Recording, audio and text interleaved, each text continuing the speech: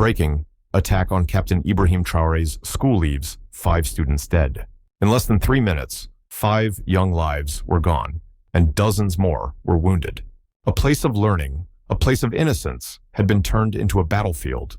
For most of us, the memory of walking into a school classroom is tied to simple things: the smell of chalk, the sound of pencils scratching, the joy of recess. But imagine, just for a moment, if that memory was shattered by the sound of rifles. What would it feel like if your grandchild's school day began not with books, but with bullets? This was not just any school. It was the childhood school of Captain Ibrahim Traoré, the man who now leads Burkina Faso. It was the place where he once sat as a young boy, learning letters and numbers, dreaming of a future. And this morning, it became the scene of his most personal and painful battle. The day began like any other. Teachers prepared lessons, children ran through the gates, parents waved goodbye with smiles. The sun was shining, the air was calm. No one suspected that danger was only minutes away. But at 8 sharp, a black SUV appeared at the corner of the street, its windows dark, moving slowly. A teacher noticed. She felt uneasy, but in a school where pencils outnumbered police officers 100 to 1, what could she do? She went back to her lesson. Moments later, the SUV doors swung open. Armed men, faces covered, rifles in hand. Screams filled the air. Students scattered in panic. Glass shattered. Desks overturned. Teachers shielded children with their own bodies. By the time the shooting stopped, 5 children lay lifeless. And when an aide whispered the words to President Traoré, "Sir, it's your school," the tragedy became not just a national crisis, but a deeply personal one. What followed was not the response of a distant politician. It was the response of a father figure, a man who saw his own childhood reflected in those classrooms. His decisions, his grief, and his resolve would shape not only the next few hours, but perhaps the destiny of his nation. So, what really happened today? And what does it mean for the future of Burkina Faso and for Africa's fragile security? Caption reminder: full captions on screen, large and clear text, names spelled correctly, Ibrahim Traoré, Ouagadougou. The first reports reached the presidential office within minutes. At 8:12 a.m., an aide burst through the doors, his voice trembling. "Sir, it's the school." Traoré froze. "Which school?" "The one you know best," the aide whispered. "Yours." For a moment, time seemed to stop. This was not just a line in a security report. This was the school where he had once carried his own lunch tin, where he first wrote his name on a chalkboard, where he learned the history of his people. And now it was soaked in blood. He dropped everything. The papers on his desk scattered to the floor as he rushed toward his convoy. Sirens wailed as armored vehicles cut through traffic. For many, it was just another security crisis. For him, it was the longest drive of his life. Every second burned like an eternity. When he arrived, the sight was unbearable. Parents sobbed in the streets. Teachers clutched trembling children. The schoolyard was littered with shattered glass, overturned desks, and the small, silent bodies of children who would never go home again. In the dust lay a single child's shoe, abandoned in the chaos. It was a symbol of innocence, stolen in an instant. Security officers tried to hold him back, but Traoré pushed past them. He entered the classroom where the shooting had taken place. The chalkboard still displayed half a sentence. Notebooks lay open on the floor, pages smeared with blood. He knelt beside the victims, his chest tight, his eyes wet. He whispered, "I am sorry. I will not fail you again." It was not the voice of a politician. It was the voice of a father, a son, a man carrying the weight of an entire nation's grief. Almost instantly, his demeanor shifted. Grief turned to determination. Standing up, he gave his first orders. Block every road leading in and out of the city. No one leaves, no one enters. By noon, checkpoints surrounded Ouagadougou. Soldiers searched every vehicle. Police raided known hideouts. Helicopters scanned rooftops. Intelligence officers traced phone calls. The city was on lockdown.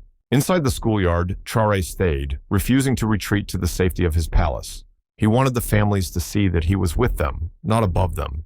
He sat on the ground beside grieving parents, holding their hands, listening to their cries. "Your children are my children," he told them. "And I will not rest until justice speaks." The search moved quickly. By 2 p.m., investigators had tracked the black SUV to an abandoned warehouse on the outskirts of the city. Special forces were deployed. Their orders were clear: enter, confront, capture, if possible. Traoré's command was firm: bring them out alive if you can. Justice must speak, not revenge. The raid was swift. Shots rang out. 3 attackers fell instantly. 2 were dragged out in handcuffs, their faces bruised, their weapons seized. Outside, crowds gathered. The people demanded blood, but Traoré raised his hand, silencing them. Justice will speak, he said firmly, not revenge. His words carried the weight of a man determined to break the cycle of violence that had haunted his country for decades. Later that evening, standing before cameras, his face pale but steady, he addressed the nation. We have lost 5 of our brightest stars, he declared. They were taken from us by cowards, but we are not broken. We will protect every school, every child, every classroom. This is my promise to you. The speech was not long. It was not filled with political slogans. It was quiet, steady, almost whispered. But across the country, families listened. Some cried. Others clenched their fists. Many lit candles outside their homes, small flames flickering in the night. In neighborhoods across Ouagadougou, parents pulled their children close, whispering prayers that tomorrow would be safer. One story that evening spread quickly. A mother named Aisha, whose daughter survived by hiding under a desk, described meeting the president at the scene. He didn't stand above us, she said. He sat with us on the ground, like a father mourning his own children. Her words resonated across the nation, humanizing a leader often seen only in military uniform. But even as families grieved and candles burned, questions began to spread. Who were the attackers? Why target a school? And most troubling of all, who gave the orders? The answers, investigators warned, would not be found within Burkina Faso alone. The trail of this tragedy led outward, to foreign hands, to networks determined to destabilize a fragile country, and to forces that believed striking at children was the quickest way to break a leader's spirit. For Traoré, it was not only a fight for justice. It was a personal vow. He would hunt down every thread of this plot, no matter how far it reached. And in that moment, standing among the ruins of his childhood classroom, he knew this was only the beginning. The warehouse raid brought 2 suspects alive, but what came next would send shockwaves through the nation. Interrogators quickly uncovered what many had feared. This was not the act of aimless gunmen. The orders had come from beyond Burkina Faso's borders, tied to a network intent on destabilizing the government. Their target was not only children, but the very heart of the country's future. When President Ibrahim Traoré received the report, he did not retreat into secrecy. Instead, he made a decision that stunned his advisors. He ordered the suspects to be presented publicly, not hidden away. Our people deserve to see the faces of those who tried to break us, he said.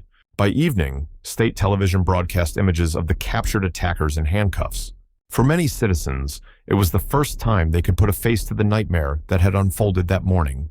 Crowds gathered around TV screens in markets and cafes. Some jeered, others cried.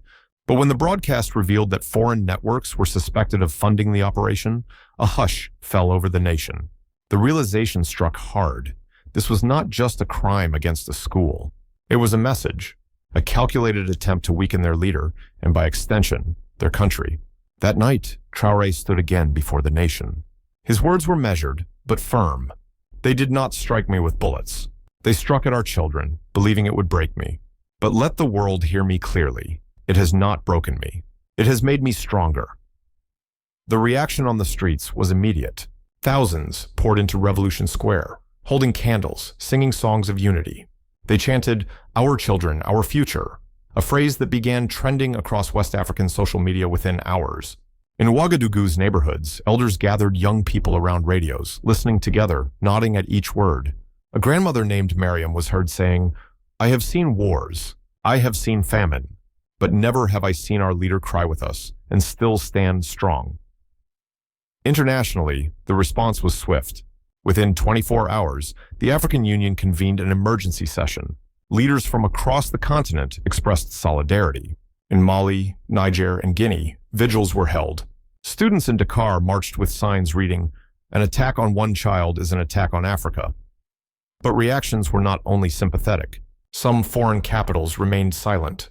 Western media outlets covered the tragedy cautiously, often avoiding discussion of the alleged international network behind the attack. Analysts in Washington debated whether Burkina Faso's accusations were credible or whether they reflected a larger geopolitical struggle in the Sahel.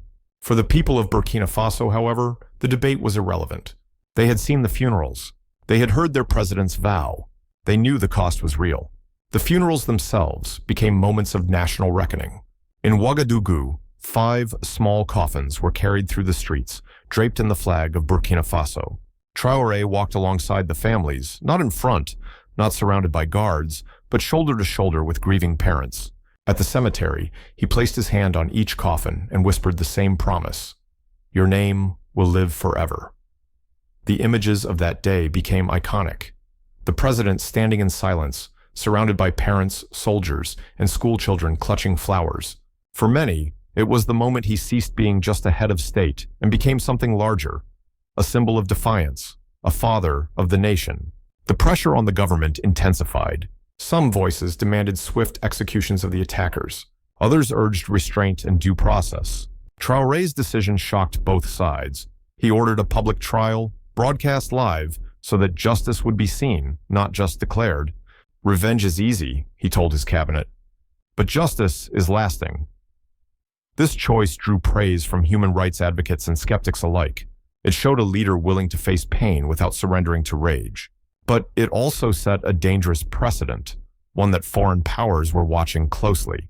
Meanwhile, across Ouagadougou, schools remained closed for 3 days.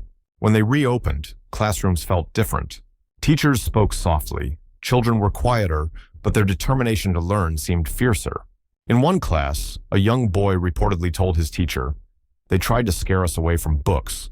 That means books are our strongest weapon." His words spread quickly, quoted in newspapers and shared across radio broadcasts.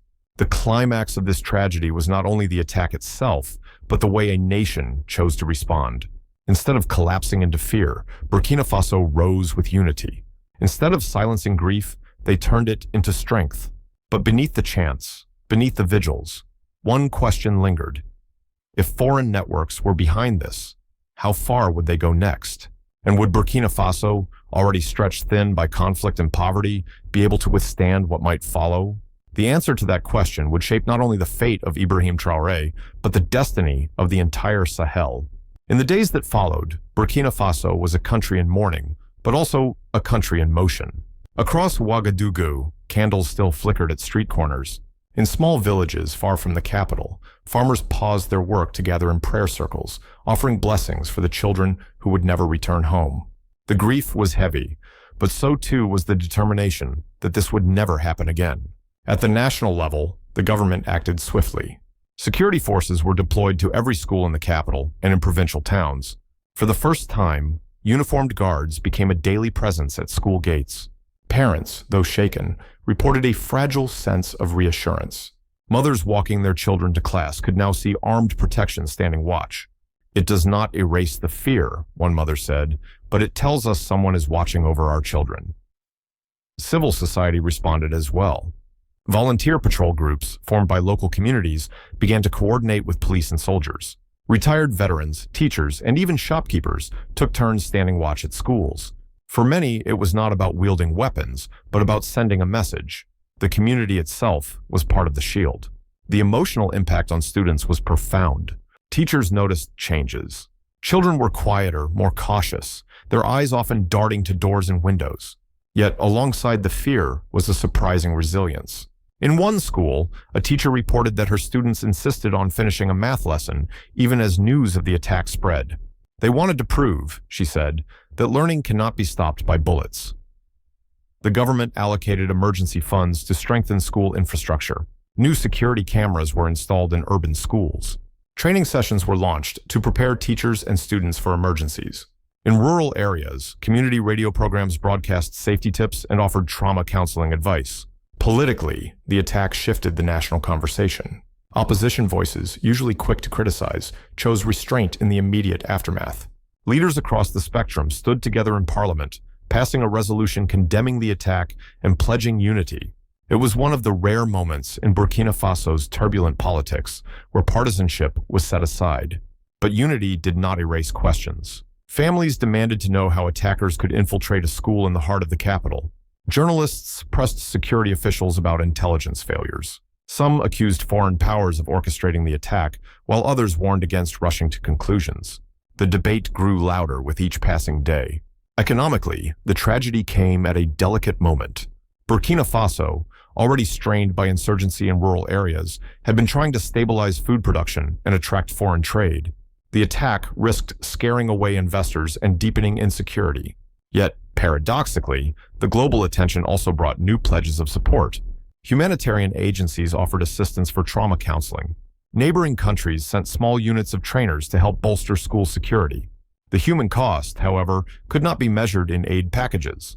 In the neighborhoods surrounding the school, daily life carried visible scars. Parents hesitated to send their children to class. Attendance in some schools dropped by nearly 30% in the first week after reopening.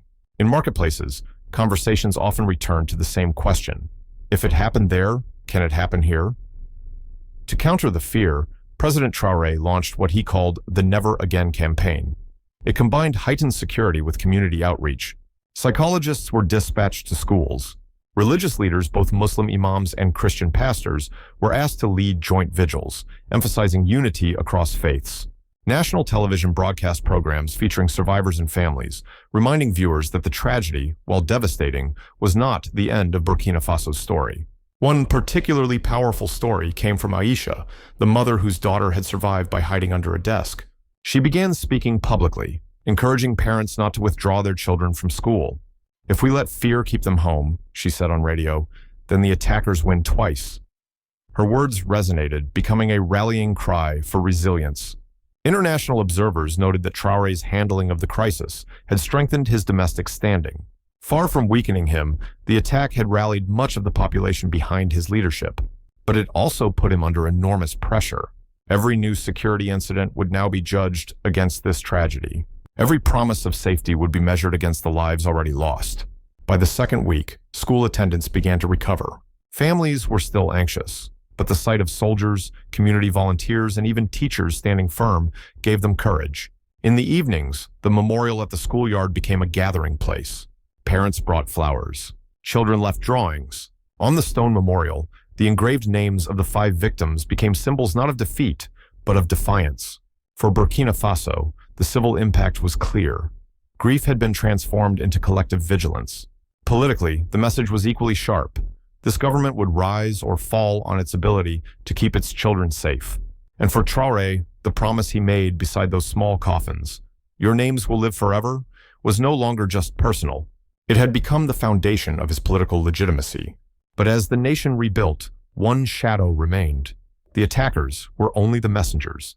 The question of who sent them, and what larger networks sought to destabilize the country, was still unanswered. And that unanswered question hung over every classroom, every memorial, every quiet prayer. While Burkina Faso was grieving, the world was watching. Within hours of the attack, statements of sympathy poured in from across Africa. Mali, Niger, and Guinea sent delegations to Ouagadougou. At the African Union headquarters in Addis Ababa, foreign ministers called the assault an attack on the future of the continent. But beyond Africa, the reactions were more cautious. In Europe, leaders expressed condolences but avoided deeper commitments. In Washington, the official response was brief. A State Department spokesperson condemned the violence, called for accountability, and pledged limited humanitarian support. Yet behind closed doors, U.S. intelligence agencies were already dissecting the evidence that the attackers had foreign backers. For American analysts, the tragedy in Ouagadougou was more than a local crisis. It was another sign that the Sahel region, stretching across West Africa, had become one of the most unstable security frontiers in the world. Terror networks, arms smugglers, and political insurgencies had created a tinderbox. And when a school in Burkina Faso could be turned into a battlefield in minutes, it raised questions with global consequences. Commentators on U.S. news networks debated the implications. Some argued that ignoring Burkina Faso would only allow extremist groups to spread, eventually destabilizing regions tied to European and American security. Others warned that deeper involvement could drag Washington into another endless conflict. For older Americans watching these debates, the echoes of past interventions in Iraq and Afghanistan were impossible to ignore. But there was one point few contested: When schools are attacked, when children are targeted, the consequences never stay local. Instability in West Africa drives migration flows northward, pressures European allies, and ultimately shapes global security. As one retired U.S. general put it on television, "If we don't pay attention now, we'll be forced to pay attention later when the cost is far higher." For Ibrahim Traoré, however, the focus remained inward. He told the African Union that Burkina Faso would not beg for foreign troops or foreign loans. Instead, he called for African cooperation, African intelligence sharing, and African solutions. An attack on one child in Ouagadougou, he declared, is an attack on Africa's dignity. His words carried across the continent. But in Washington, they raised another question. Was this the rise of a new generation of African leaders, determined to stand without leaning on Western powers? The answer would shape not only Burkina Faso's future, but America's role in Africa for years to come. The school in Ouagadougou has reopened. Children once again carry books through the gates, their laughter slowly returning to the courtyard. But the scars remain, etched into the memories of teachers, parents, and a nation that knows how fragile peace can be. For President Ibrahim Traoré, the tragedy has already reshaped his leadership. He is no longer seen only as a soldier in uniform. In the eyes of many, he has become a father figure, a man whose tears at a schoolyard carried the weight of 22 million citizens. Yet the burden of that moment is heavy. Every promise he made to protect every child, to defend every classroom, will now be tested by forces far larger